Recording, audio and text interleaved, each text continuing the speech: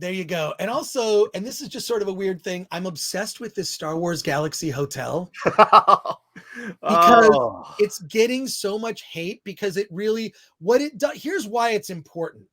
It profoundly expresses how Disney completely misunderstands Star Wars yeah. and what Star Wars means to people. And I want to, I don't know, God, maybe we should just do it. We should do a separate When live they stream and announced talk about it. this, What's when they that? announced it, I got vibes of California Adventure when it first opened. Well, the first California Adventure that they ended up completely redoing. Yeah, and the reality of the fact that Disney doesn't understand their audience. They don't understand the audience. I've had more fun going to Star Wars Celebration, like the 501st will do like these Star Wars themed parties, and they've done like they'll have like Jabba, and they'll have like 20 girls dressed in Slave Leia outfits. It's, you know, they'll have cocktails and Star Wars themed drinks. Milk, It all comes with a sense of humor. It's a party. You're locked in it seems very claustrophobic. You're locked in a space for 2 days in what looks like a kid's birthday party, which I have to give credit to Clownfish TV. They describe the itinerary and the activities. I don't know, Clownfish TV, they talk about a lot of pop culture stuff. So Clownfish TV talked about it, said the activities and the itinerary looked like a child's birthday party. Lightsaber training. And I'm watching some of the videos. I woke up early this morning just to watch some of those videos, and it's pathetic. It really is pathetic. Geek Truth 64. I'm only interested in the Batman because of Matt Reeves. I hear you. And yeah, so bad. Drunk 3PO. Drunk 3PO following the train wreck pretty well. Drunk 3PO, Jay. I love Jay. We've never met in person, but I watch his live streams. He just seems like a really great person and really genuine. And I love it. I will crash his chat. At some point, Jay is going to have me on his show, which is great. Yeah. Clownfish has been all over it. Love Clownfish. I have no idea what they look like, Clownfish. $5,000 to sleep in a generic sci-fi ship that they bring you to in a U-Haul. Sounds like a fun time, sarcasm. It's weird. Like it looks, the Star Wars Galaxy Hotel, you know, we might as well actually just make this, we got to make this just a topic, Alan. We got to look, we're just gonna, I'm gonna just type up a thing here. I'm gonna pull up.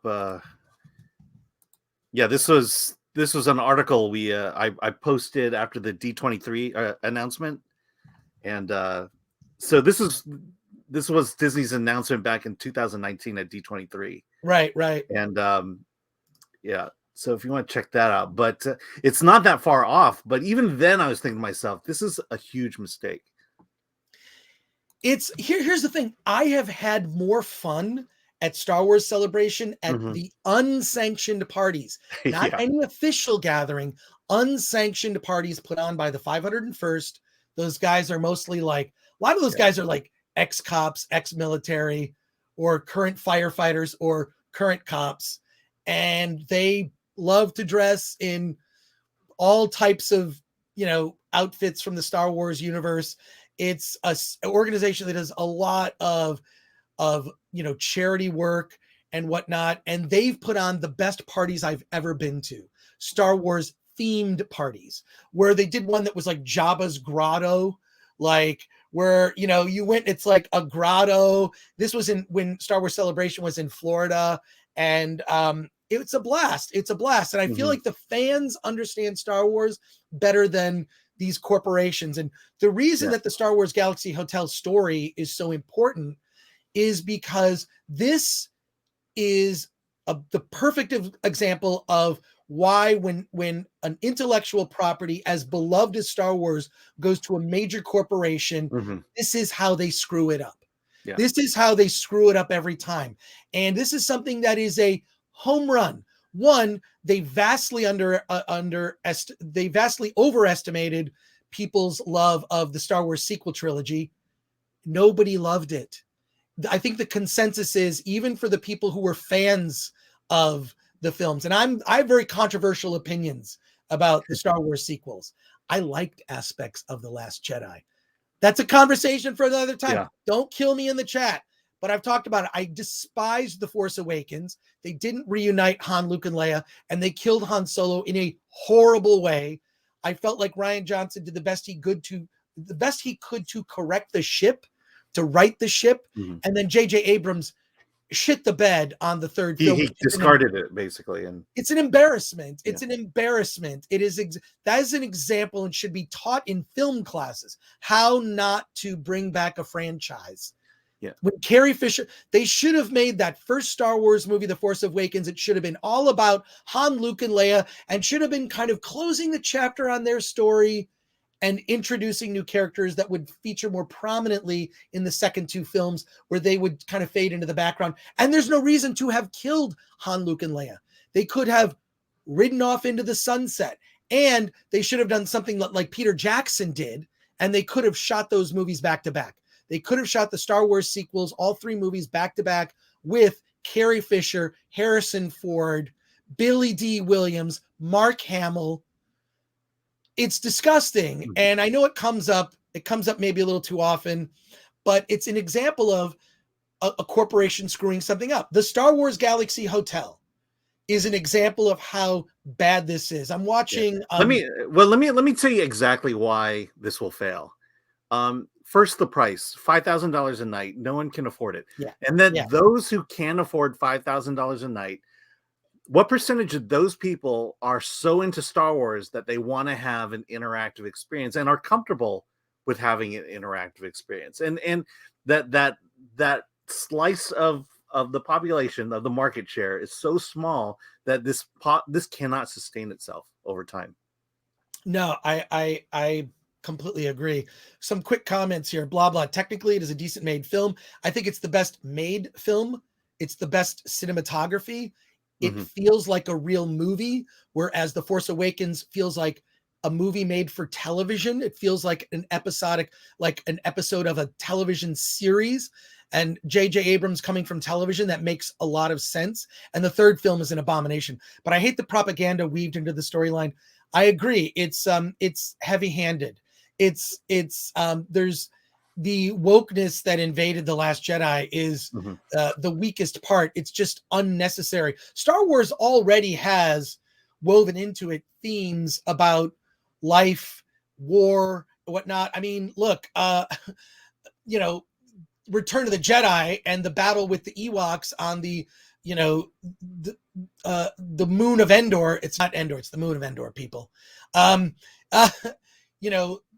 That was based on Apocalypse Now in Vietnam. It was an allegory for the Vietnam War. It's not very overt, but it's there. It is so on the nose. You're right. It's when it's so on the nose, the commentary is just right there. The porgs didn't bother me only because there are cute things always in Star Wars. If you look at every Star Wars movie, there's something that's cute. R2-D2 is cute. The Jawas are cute. The Ugnaughts are cute. Yoda is cute. Grogu is there's something cute or comedic in every Star Wars movie. But it's meant for children. I mean, you have to have the cute element to not only sell merchandise, but attract a new audience. And I think the Phantom Menace was that. It was more of a children's movie than it was an adult movie. And the Phantom Menace? Did you say the Phantom Menace? Yeah, the first one. The Phantom Menace. Episode 1. Well, look, episode 1 holds up better. It's the one that has the most practical effects, the most practical sets. And then he just went like almost full digital on episode 2 and episode 3. But to complete blah blah's comment, but I hate the propaganda weaved into the story. It is so on the nose. It just made my skin crawl, especially the line about bury the past, kill it if you have to. Yeah, that was a direct attack on fandom, I felt. So yeah, and don't forget Peter Mayhew and Tony Daniels. No, absolutely. They should have really made that first Star Wars movie about those about three characters and what their fates were. All the drama that happened off screen. Luke what would drive Luke to just isolate himself on a planet away from his friends and family? It doesn't feel very Luke to me. Yeah. Now I don't mind his story. It's sort of like the old man in the sea. I kind of like this arc of a broken man, broken from everything he's seen, but we needed to see him get there and have a redemption. And it's he kind of does it. He kind of has his cake and eats it too, in the sense that he's on the planet, but he's not on the planet. you know? And then I just felt like the third movie was going to be about Luke going into the spirit realm to recruit Jedi to come back and fix a lot of things, which is hinted at. I have a great analogy here. Oh, what is it? So Star Wars and Disney, it's Indecent Proposal. Disney came along and said, I will pay you $1 billion to let me sleep with your wife. And that's all we've got. It sucks because you look back and even like something was wrong. First, I was excited that Disney got the rights to Star Wars to make the sequels because George Lucas had adamantly said he didn't want to make them, but they should have used George Lucas's stories. They should have absolutely gone with at least his outline and the major events.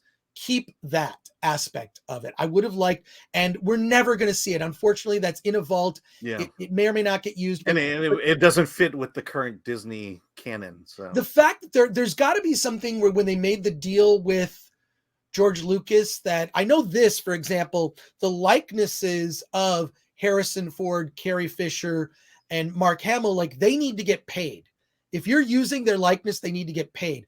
All the new characters that are in the Star Wars sequels, they have contracts where that stuff is tied up, right? They can use Kylo Ren to their heart's content or someone who looks like Rey, right? Like that stuff, people didn't know, like when George Lucas, like no one knew when he made that first movie, he like took a pay cut so he could like put more money into the movie. And they reshot, the cantina scene was reshot like before Star Wars opened, very close to when it opened. He reshot a bunch of stuff and got money from 20th Century Fox, but he gained the merchandising rights and the sequel rights. And 20th Century Fox is like, yeah, you can have the sequel rights to this movie that who knows, and the merch, we don't care about merchandise. And of course, no studio will ever make that mistake again, which is why there will never be a George Lucas, an independent filmmaker. But I knew something was wrong when the toys came out for The Force Awakens and they looked so cheap and they looked so generic and they didn't say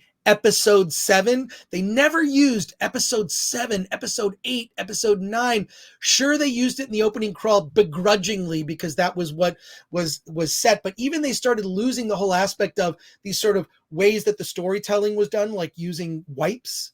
Wipes was a big part of Star Wars, right? The sort of creative use of wipes. And they just kind of forgot it. Just like, that's something George did. Another thing George never did, flashbacks. They just sort of brought in flashbacks. Like they changed the way of the storytelling.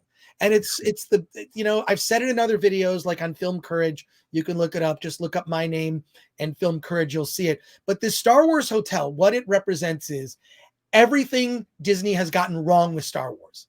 It's everything Disney has gotten wrong with Star Wars. And it's pathetic and sad. And even like I'm watching some of these videos this morning and Peter Sciaretta, I don't know if he's still at Slash Film or what his relationship is. I know he started it, but he mainly does this channel called Ordinary Adventures that I watch. But because they're mostly paid to do stuff, I sort of dial their enthusiasm back in half to that's what it really is. But he even reviewed, he thought that the toilets, I'll post the clip on my personal social media. The toilets flushing were not good. Even the toilets don't flush. He gave it 3 out of 5 Peters. The toilets. And he showed them flushing the toilet. And I'm like, oh my God, this is how bored they are in this hotel. There's nothing to do. There's this big atrium. There's an engine room, the Jedi training, where you go eat. And you're trapped. You're trapped in a hotel. I would feel claustrophobic. And here's my prediction. Here's my prediction of what's going to happen to this hotel. You're not going to do the $6,000 stays anymore. It's not going to work. It is going to become dinner theater Star Wars. So what you'll do is pay for an overpriced meal. It's probably going to be a couple $100 per person. You'll go for a 3-4 hour experience, and it's going to be like medieval times with Star Wars. Now, if you've ever been to medieval times is a blast. Okay. You're in this medieval time. You've been there to medieval times. Yeah, I was there last year. Oh my God, it's a blast. Is it open still? Yeah, it's we went like a month like last October. Okay, so medieval times, you go and you eat dinner in kind of this area that surrounds like a coliseum, and you get served food, but it's like medieval food, like a turkey leg, and you're eating the turkey leg like right up there, and you've got like these metal cups that you get beer or whatever themed drinks they have. and people come out and you've got like the blue section and the red section, and it's like you're fighting for your night, and you know, you're rooting for your night. Medieval Times is awesome. It's dinner theater. What they're going to do is they're going to turn it into a dinner theater. Yeah. You're going to go there for Star Wars brunch. That's $150, and you'll get alcohol with it and a show. There'll be a themed, you know, there'll be brunch, there'll be dinner, and there'll be a late night show, and they're going to cycle people in and out. Now, yeah. Can and you stay in one of the hotel rooms? Too? So the, you know, it'll just become a hotel. It'll just become a hotel where you can book, like, you know, at the whatever, that tavern, the bar, which I've never gotten drunk at, because I've never stayed there long enough to have enough alcohol. I'm Irish, by the way. It takes a lot. It takes a lot. But let me just say, so my prediction is they're going to re-skin it. It's going to be set around the original trilogy, maybe some prequel stuff. Maybe they'll even kind of swap stuff out. There'll be different shows. It's going to end up being dinner theater. It won't be this thing where you spend $6,000 to pretend to be on a starship. I think it's so ridiculous. Yeah, but yeah. Okay. Yes. Yeah. We got the comments. Some people know, watch Cable Guy. Yes. Yeah. Medieval Times has more expensive beer than a rock concert, but it's worth it. You're paying for the show. Yeah. You're not necessarily paying for, you're paying a reasonable price for it too. It's a reasonable price for a show and food and beer.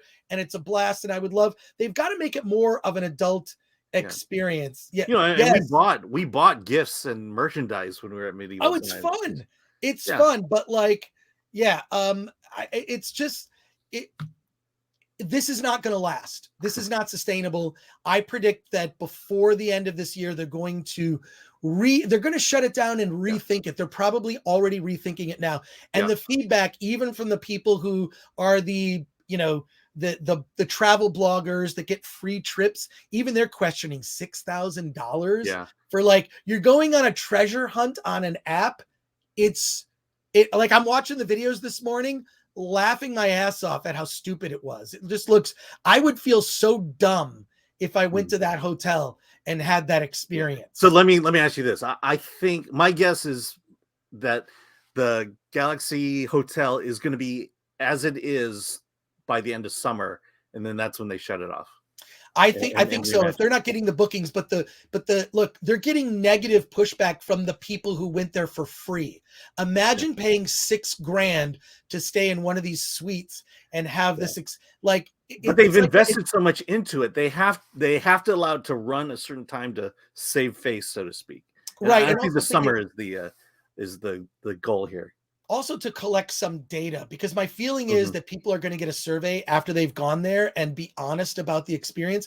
You're doing a scavenger hunt with an app on your phone, literally an app on your phone. Yeah. Well, I mean, they do that at Galaxy's Edge, and I did that for almost half the day when I was there. Yeah. Well, this is I got my new phone here. That's my little phone ring. You see the bat on there? Yeah.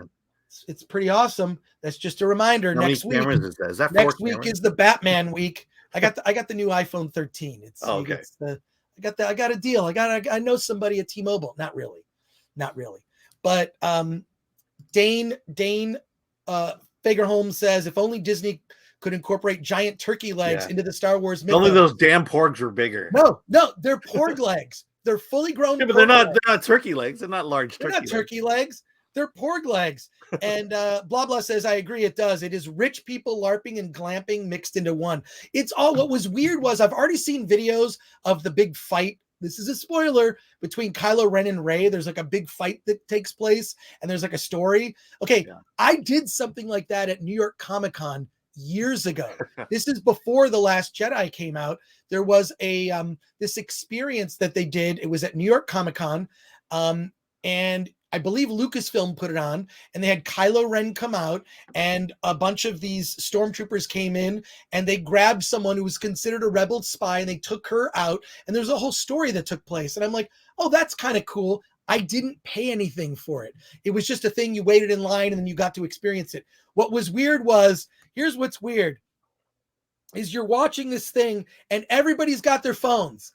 Everybody's like, so everybody's like, oh, there's Kylo Ren, Rey, and then everybody's got their phones out, and they're all. It takes away from the whole thing. It's so stupid. It's like you're in the midst of this experience, and everyone has their dumb phones out to film it all. Then, it's going to be miserable. It's like people are from the planet of where they have their phones in their hands all the time. It's ridiculous. I feel worse for the actors who have to do this in a crowd that thinks they're a joke.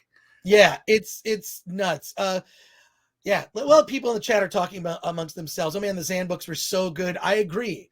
The Timothy Zahn books, the Heir to the Empire series, I read. I think this is in the 90s. I think this is. I think they came out in the 80s, the late 80s.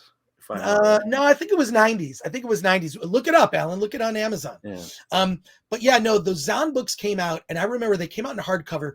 The painting of it blew my mind. I'm like, oh my God, they're making new Star Wars movies. Maybe this is somehow some of the material, that's going to be used for the next Star Wars movie. Blew my mind. The paintings. Here it is, like, older Luke, Han, and Leia in a new adventure. All I did was I put on the Star Wars soundtrack and I read those books. It was really incredible. Geek Truth 64 says, I met Zahn in 2015 when they announced the destruction of the expanded universe. I get why they want to do their own thing, but after seeing what they did, we need to go back, Marty. That's a great Doc Brown quote there from Geek Truth 64. Yeah, no, they got rid of all that great story material. They could have, strayed from that in the sequels. Like, this is sort of within the expanded universe, but like those expanded universe, I guess they just wanted to get rid of that canon, but it sucks because so many of those stories were great. Even that Nintendo 64 game.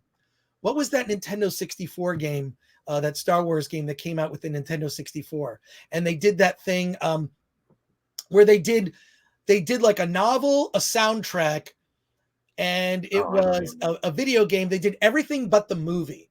And it was with Prince Shizor. I'm going to look it up right now. I'm spacing on it. And I know exactly because I remember. I was playing Rogue One the whole time. Prince Shizor is a character from it was, God, what's the book? Prince Shizor was a character that was in this book series, a video game, and they even had a soundtrack which like used some of John Williams' music, and it was Shadows of the Empire. That was it. Oh yeah, Shadows of the Empire, and the whole project was, we're going to do everything but make the movie. So we're not going to make a movie, but we're going to have a soundtrack, a video game, a novel, comic books, and even action figures. And I loved it. And because you know what? Luke was in it. Luke, Han, and Leia were in the story. Lando. It was awesome. They should have done that. The Star Wars sequels should have been the continuing adventures of Luke, Han, and Leia. Sure, maybe you sunset the legacy characters, put them in the background, but you didn't have to kill them off in incredibly disrespectful ways. And when the Star Wars Galaxy Hotel, we already know the fate of Kylo Ren and Rey. Kylo Ren ended up being, started out as kind of a cool badass that by the end of The Force Awakens, you're like, wait, he just got beat by a person who just got a lightsaber? Like, what? How is that possible? That doesn't make any sense. She didn't even go through training. It just, look, these are all the old arguments for why the sequels suck, but I feel like they didn't need to kill the characters. What they should have done is shot all three of those sequels back to back. They should have had Han, Luke, and Leia maybe fade into the background. Maybe they've got a bigger part in episode 9, but you introduce the new characters, because I actually do not dislike Finn, Rey, and Poe. I do not dislike those characters. I thought that they were not handled correctly from a story standpoint, but they're interesting characters. And Finn was the one that was done the worst. His character never paid off, and it was a great setup. Yeah, Shadows of the Empire. God, thank you, blah blah. I had to actually look it up. Okay, yeah. The Thrawn trilogy was 1991. Yeah, see, 91. I told you it was early 90s, right. Alan. Yeah. But I read those books and it was fantastic. But this Star Wars Hotel just shows everything wrong with Star Wars. It's like, this is the culmination of that is why you fail, Disney. This is why you fail. They put all the wrong people in upper positions. They put all the wrong people in there. Some of those people, it seems that it has come out now. And I knew some of these people before, who work at Lucasfilm. They've sort of brought their woke agenda and woven it into Star Wars. And that just, look, Can you think of anything? Can you think of anything where sort of like you sort of bring wokeness into it and it was good? No, I mean, I'm asking the question. Yeah, no, this is my biggest frustration with Disney right now. They this reminds me of when the latter years of Eisner, with his downfall. It became not about what the fans want, but it became about the corporation and its image. Right. And that's happening today. Bob Iger came in, saved Disney, but you got to understand, Disney Galaxy Hotel, this is under his watch. Right. This is an Iger project for the most part, and Disney's getting to that point where they don't understand their fans, and the wokeness. Now they're lecturing fans, telling them what they should be truly fans of, and they don't understand us. Well, yeah, and then calling the fans, ists and whatnot. The words. Yeah. Well, Lord of the Rings, we talked about names for not liking something. It's okay to not like something. Yeah. It doesn't make you, a sexist to not like the character of Rey, which was, in my opinion, objectively mishandled. Right. Mm-hmm. So we've got some comments here. Yeah, it was Kyle Katarn was the hero's name, right?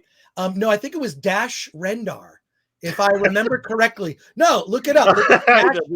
Why do I remember that? It was the 90s.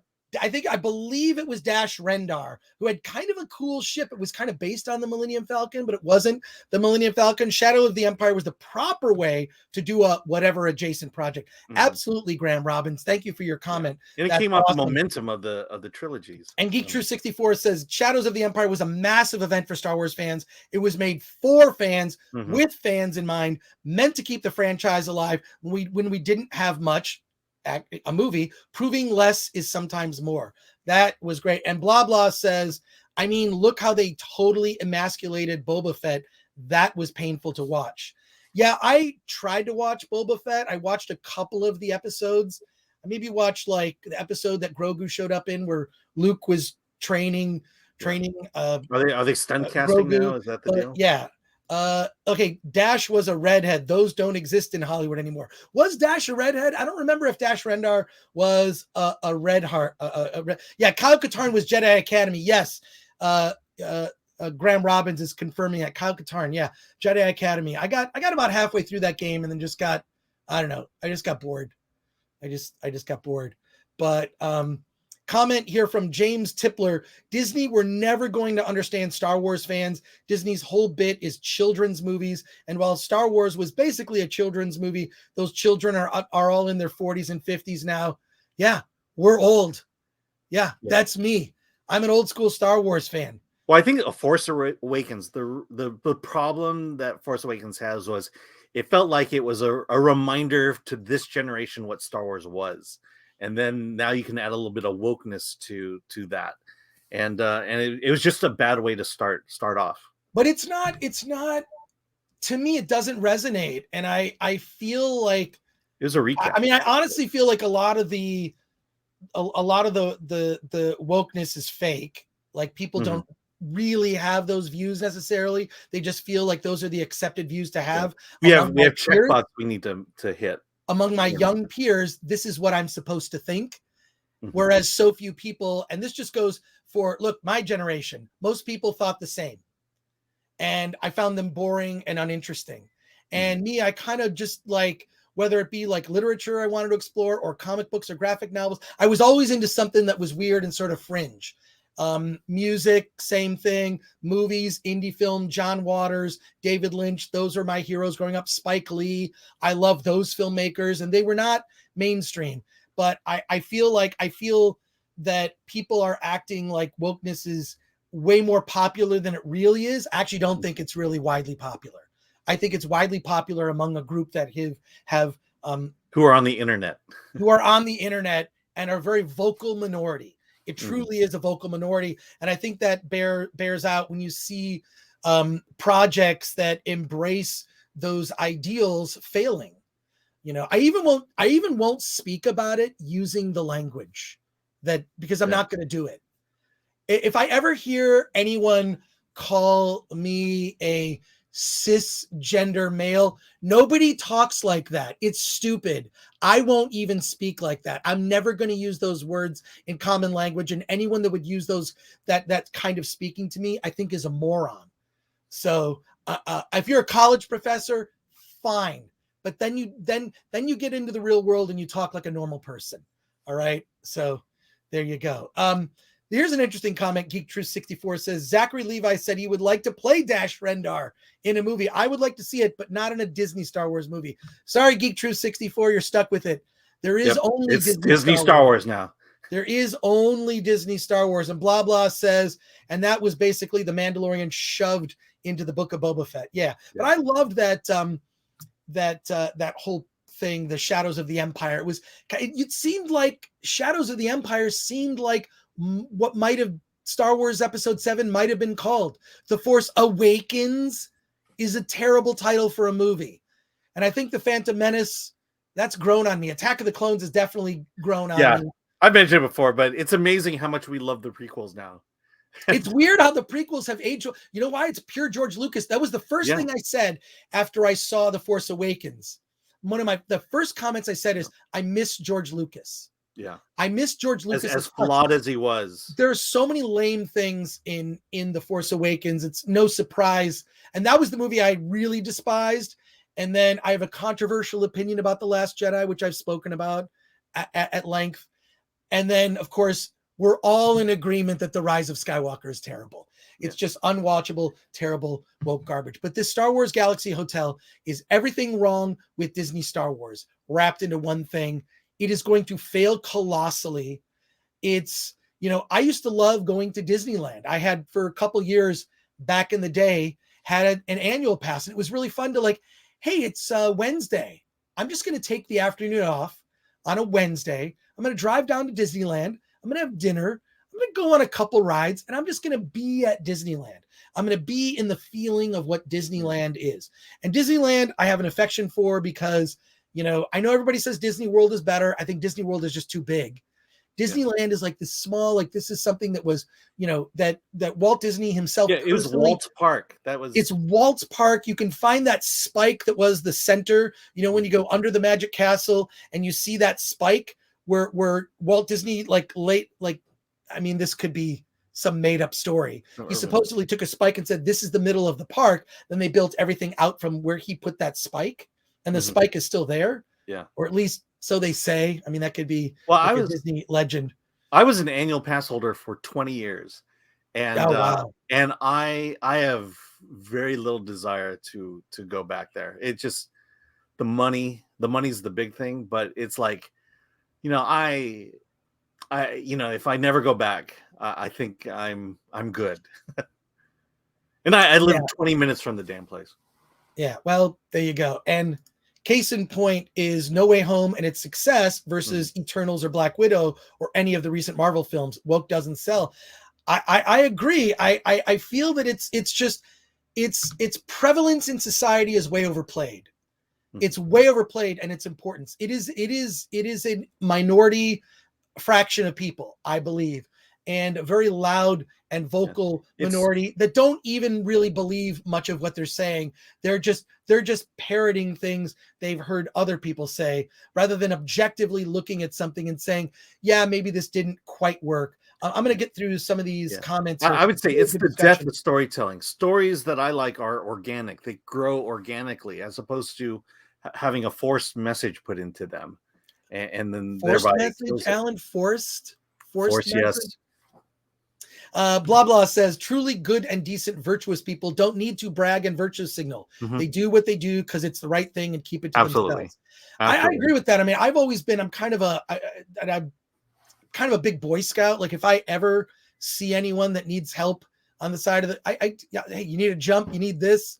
That's kind of I don't know. That just seems like that's something I grew up. Well, it's a biblical thing. Do good in the private, in the shadows. Don't. Yeah. There you go. And okay, we already got to that one. Yeah. James Tipler says because for all their faults, there was obviously a plan with those movies. Well, there obviously wasn't a plan. It was a rushed plan. I think you're being sarcastic. They bought Lucasfilm and then a year later had a film. There you go. Geek Truth says Chris sounds like Zool when he says there is only Disney Star Wars.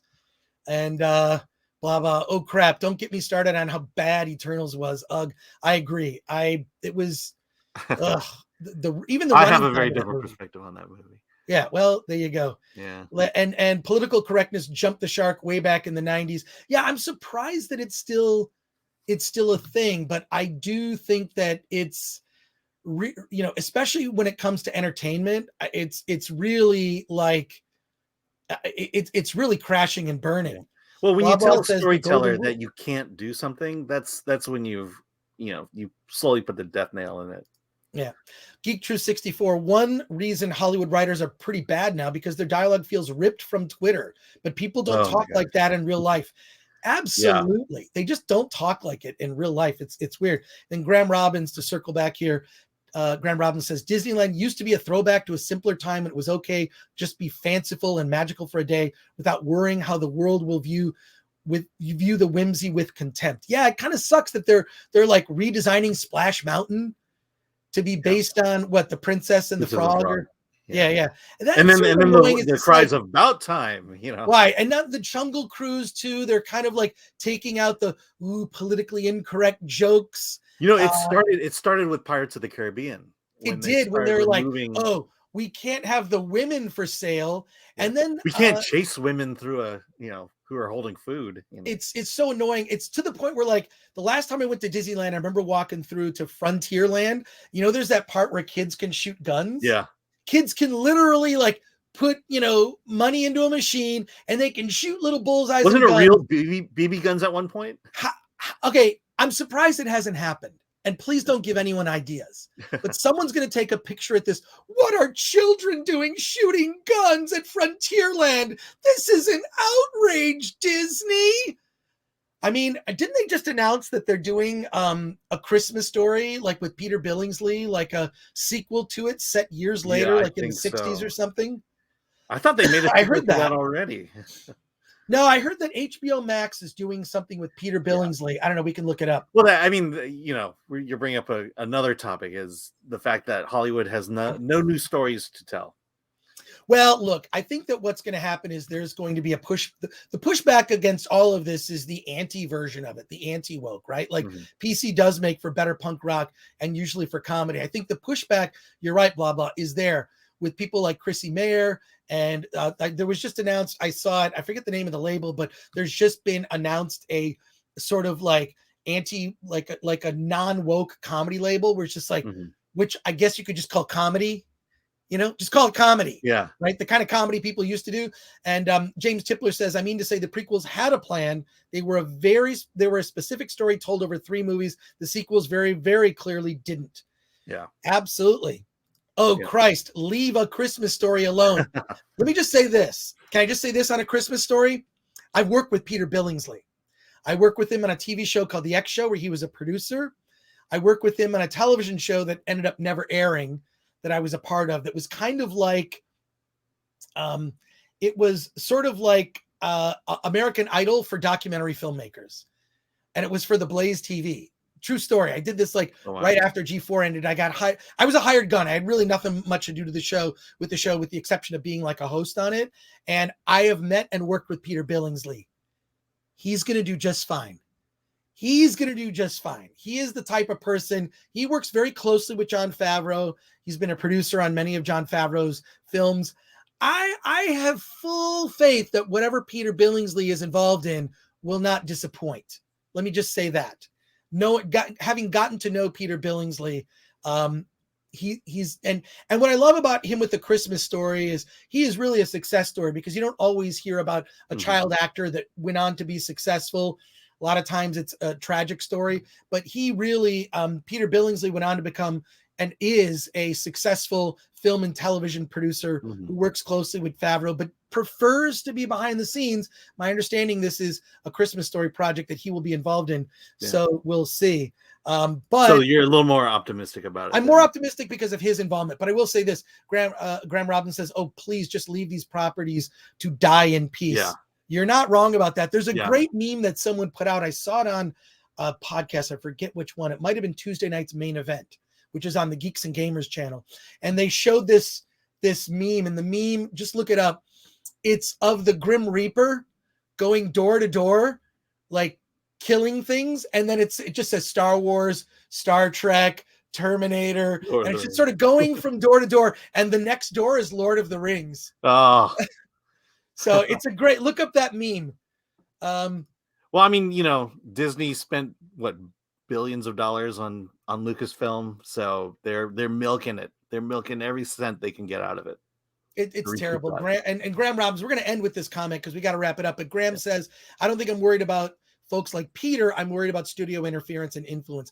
That's a thing. That is part of the challenge. I talked about this in our in this new interviews I did for Film Courage, is like it's how you become a filmmaker who can work within the studio system and make something worthwhile. There are filmmakers who are capable of doing that. Quentin Tarantino is one.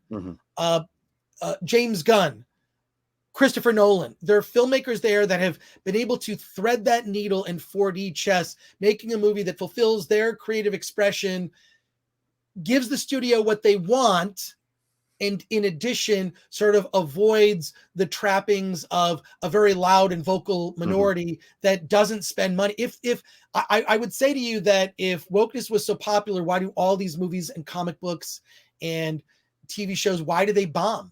That's a data point, right? I mean, DC and Marvel are slowly getting killed by wokeness, and they can't. The frustration I have is the people who are in charge don't see the problem. They do not. In fact, they're embracing the problem because they're into the problem.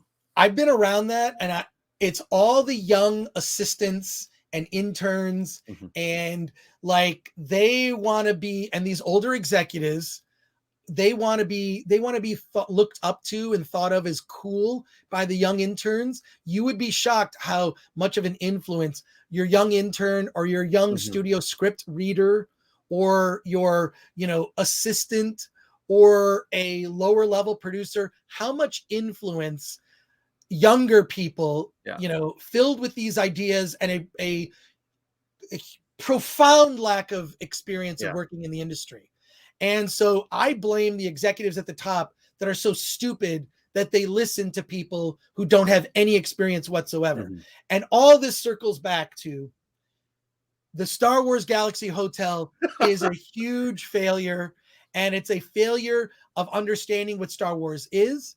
And when I go back to, like, I have had some of the best times I've ever had by events that were put on by fans. Fans that made like Star Wars experiences, fans that put on Star Wars parties that were made to raise money for charity, like the 501st does. Right? They're so allergic to money that they can't go to what is successful and replicate that, or just hire fans. I really believe, and this holds true with like Film Threat. And look, we have a very diverse group of people who work at Film Threat, and I'm not just talking about the color of people's skin or their gender. I'm talking about ideas. I'm talking about the way people think. We have writers that are full on like, hey, I'm a feminist. It's like, great. We want that. We need that viewpoint. We need that viewpoint represented when certain movies come in that I don't want to review. So when I don't want to review certain films, I'll go like, hey, maybe this person wants to review it. Not for me. But when a Studio 666 comes down the pike, I'm like, all right, I'll talk about that one because that looks like more my speed. But, we have the one thing I will say I'm proud is that everyone at Film Threat has a sense of humor about themselves. So even though we may not agree on everything ideas wise, I respect their opinions, and I want to hear those thoughts. I want to hear those. I want to hear that take. I'm not in that camp. I'm not in that camp. If you want to get across these ideas, make me feel something and make me connect to it. And if I don't like it, don't make me a bad person for not liking it. The comments are on fire. We can't leave right now, Alan. I know. Get to a couple of blowing up here. And you're welcome to super chat because if I won't turn it down. But now that I think about it, the Galactic Starcruiser is a tangible monument to the failure of Hollywood to connect with the fans. So maybe some good will come of it. That, Graham, that is a great. I should pay you for that. Well, they should have learned it with California Adventure. Graham Robbins. I'm just saying they should have learned this lesson with California Adventure, but they're making the same mistake over and over and over again. Movies, film threat.